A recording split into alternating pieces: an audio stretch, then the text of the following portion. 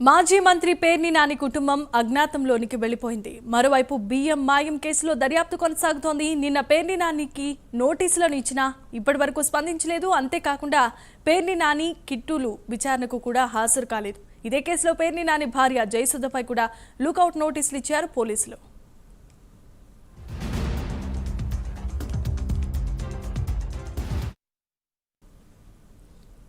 మాజీ మంత్రి పేర్ని నానికి మరోసారి నోటీసులు ఇస్తున్నామని ఎస్పీ గంగాధర్ తెలిపారు. ఇప్పటికే ఒకసారి నోటీసులు ఇచ్చామని వివరించారు. రేషన్ బియ్యం మిస్సింగ్ పై కేసు నమోదు చేశామని తెలిపారు.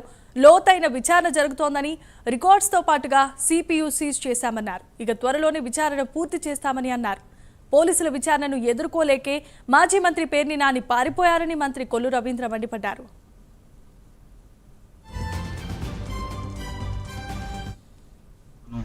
జిల్లాలో ఈ యొక్క సివిల్ సప్లైస్ బఫర్ గోడౌన్లో జరిగినటువంటి అవకతవకలు అట్లాగే షార్టేజ్ విషయంలో మనం ఆల్రెడీ ఒక బందరు రూరల్ పోలీస్ స్టేషన్లో ఒక కేసు రిజిస్టర్ చేయడం జరిగింది. దాంట్లో పోలీసులు తరోగా ఇన్వెస్టిగేషన్ చేస్తూ ఉన్నారు. దానికి సంబంధించి ఆ బియ్యం షార్టేజ్ ఎలా వచ్చింది, అవి ఎక్కడికి వెళ్ళినాయి అనే దాని మీద కూడా విచారణ చేస్తూ ఉన్నాము. అట్లాగే దానికి సంబంధించినటువంటి రికార్డ్స్, అట్లాగే అక్కడ ఉపయోగించినటువంటి సిపియు కూడా మేము సీజ్ చేయడం జరిగింది. దాన్ని ఎఫ్ఎస్ఎల్కి పంపడం జరిగింది. పోలీసులు చాలా క్విక్గా చాలా ఇచ్చిన మాకు కంప్లైంట్ రాగానే చాలా స్విఫ్ట్గా మేము దీంట్లో 3 పార్టీస్ని కూడా ఫామ్ చేసి ముద్దాయిని పట్టుకోవడానికి ప్రయత్నాలు చేస్తూ ఉన్నాము.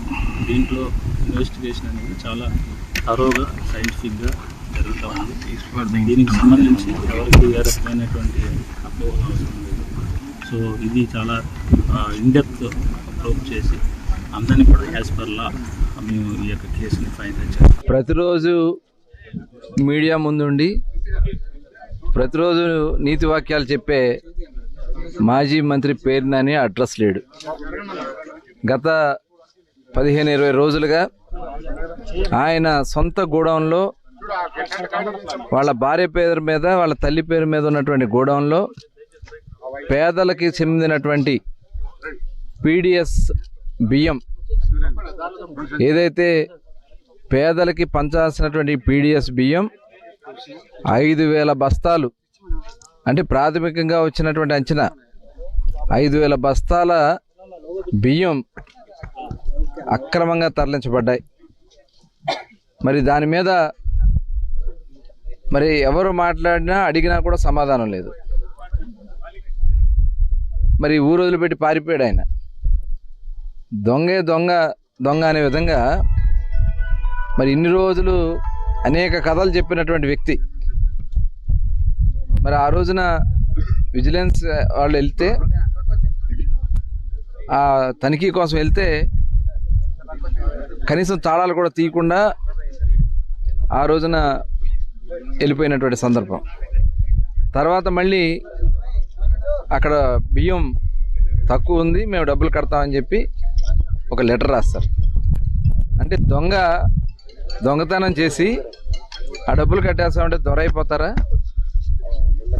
ఇవాళ ఏదో వాళ్ళు ఇష్టం వచ్చినట్టు అధికారం ఉంది కదా అని చేసి 5 సంవత్సరాల పాటు దోచుకుని ఇప్పుడు తప్పించుకు తిరిగే కార్యక్రమాలు చేస్తూ ఉన్నారు. ఇవాళ పోలీస్ కూడా చాలా సీరియస్గా దీని మీద ఎంక్వైరీ చేస్తూ ఉన్నారు. పూర్తి వివరాలన్నీ కూడా చేస్తూ ఉన్నారు. అందుట్లో పనిచేసే సిబ్బందిని కూడా ఇవాళ మాయం చేశారు. అక్కడ పనిచేస్తున్నటువంటి మేనేజర్ అడ్రస్ లేడు.